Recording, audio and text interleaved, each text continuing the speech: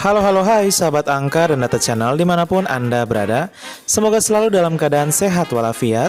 Kali ini kita akan membahas tentang 10 wisata islami terpopuler di Indonesia versi Best Present Guide. Jangan lupa subscribe dan bunyikan belnya agar bersama kita dapat berbagi informasi menarik dari channel kami. Langsung saja. 10. Masjid As-Safinatun Najah, Semarang, Jawa Tengah. Inilah dia masjid unik yang berada di Semarang, berlokasi di Jalan Kiai Padak, RT 5 RW 5, Kelurahan Podorejo, Kecamatan Ngalian, Semarang. Masjid ini memiliki desain menyerupai kapal Nabi Nuh. Itu sebabnya diberi nama Masjid Safinatun Najah. Masjid As-Safinatun Najah ini bentuknya menyerupai kapal besar dengan bangunan seluas 2.500 meter dan berdiri di atas lahan dengan luas sekitar 7.500 meter. Selain memiliki haluan, buritan, dan jendela yang berbentuk bulat, masjid ini juga memiliki kolam air di sekelilingnya. Tujuannya selain agar terlihat seperti mengambang di atas air, kolam ini juga dapat digunakan jemaah membersihkan kaki sebelum masuk ke masjid. Terdapat pula fasilitas lain di masjid ini seperti klinik kesehatan, ruang pertemuan, dan perpustakaan.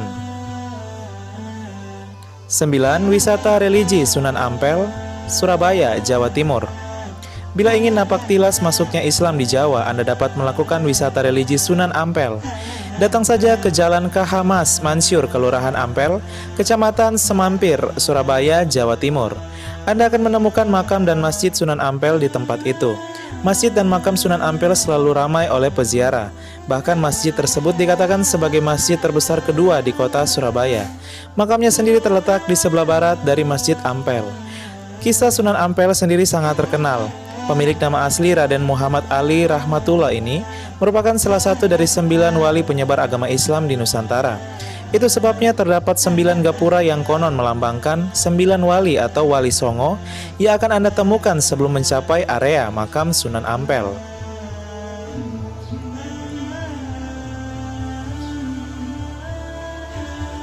Delapan. Makam Sunan Gunung Jati, Cirebon, Jawa Barat.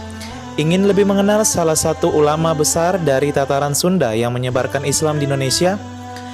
Untuk itu datanglah ke makam Sunan Gunung Jati, Cirebon. Terletak di Desa Astana, Kecamatan Gunung Jati, Kabupaten Cirebon.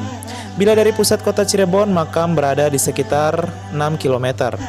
Sunan Gunung Jati atau Syarif Hidayatullah sendiri adalah anak dari Nyi Rara Santang yang merupakan putri dari Prabu Siliwangi. Ayahnya bernama Syarif Abdullah Mubdatuddin bin Ali Nurul Alim, merupakan salah satu penguasa Campa yang saat itu menjadi salah satu kerajaan Islam terbesar.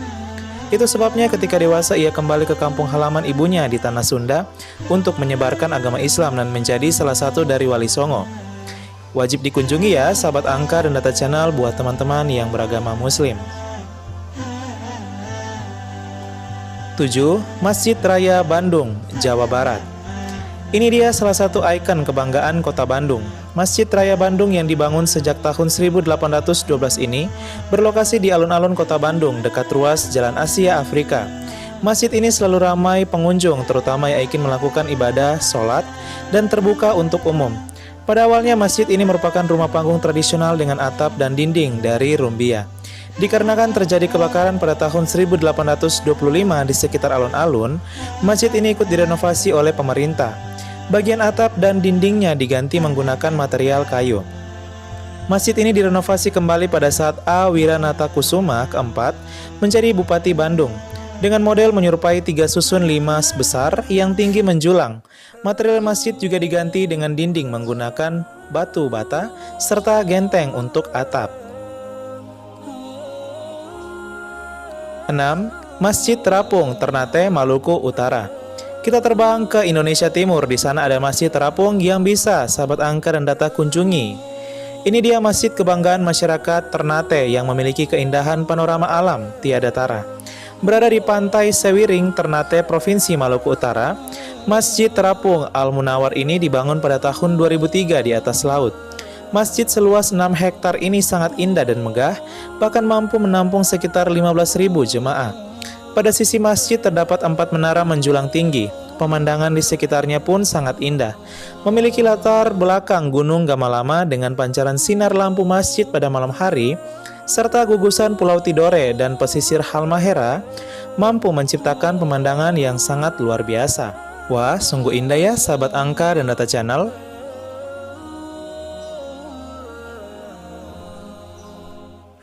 5. Kampung Ramadan Kauman, Yogyakarta, Daerah Istimewa Yogyakarta.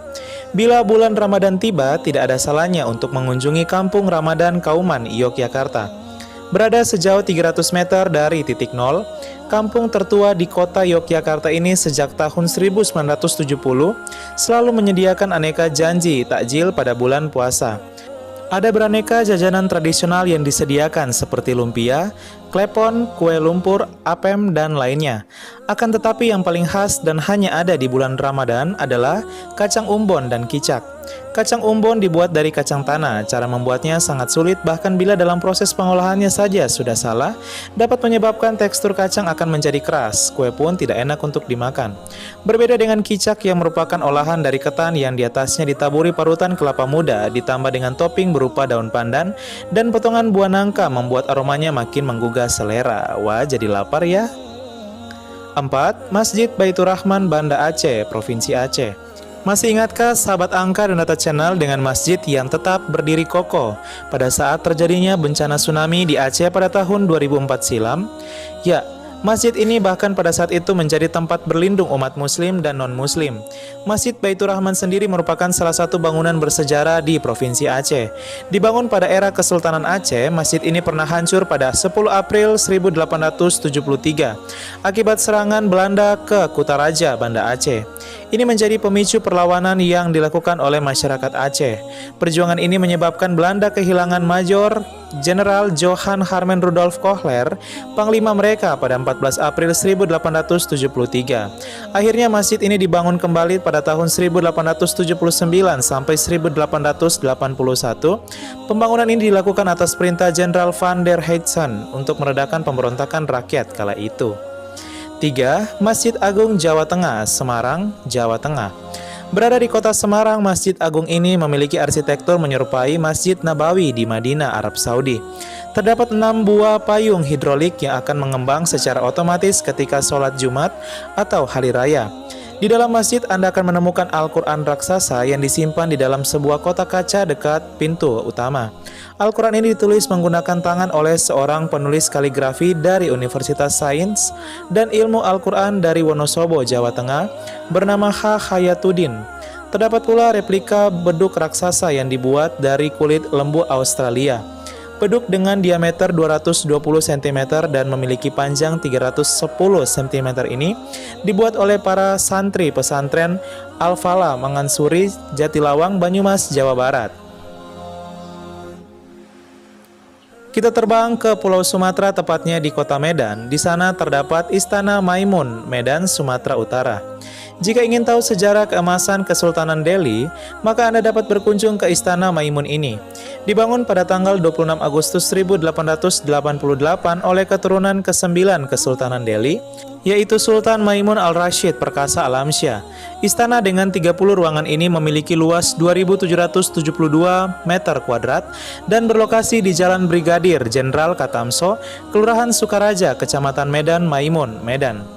Istana yang baru diresmikan pada tanggal 18 Mei 1891 ini dari arsitekturnya memperlihatkan akulturasi antara budaya Timur atau Melayu yang Islami dengan budaya Eropa.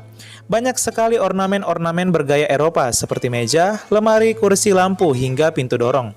Untuk pengaruh Ismail sendiri dapat dilihat dari atapnya yang berbentuk lengkung menyerupai perahu terbalik. Kita terbang ke pusat perindustrian dan bisnis Indonesia, yaitu Provinsi DKI Jakarta, di mana pertama terdapat Masjid Istiqlal Jakarta yang terletak di Jakarta Pusat, DKI Jakarta. Jalan-jalan ke ibu kota bisnis dan perindustrian ini tentu tidak lengkap jika Anda mengunjungi Masjid Istiqlal Jakarta. Masjid Nasional Negara Republik Indonesia ini berlokasi di dekat Monumen Nasional di pusat kota. Tahukah Anda, masjid yang diprakarsai Presiden Soekarno ini yang sedang menjabat kala itu ternyata didesain oleh seorang arsitek beragama Kristen bernama Frederick Silaban. dengan peletakan batu pertama pada tanggal 24 Agustus 1951. Masjid ini didesain dengan gaya arsitektur modern. Wah, sungguh toleransi yang luar biasa ya.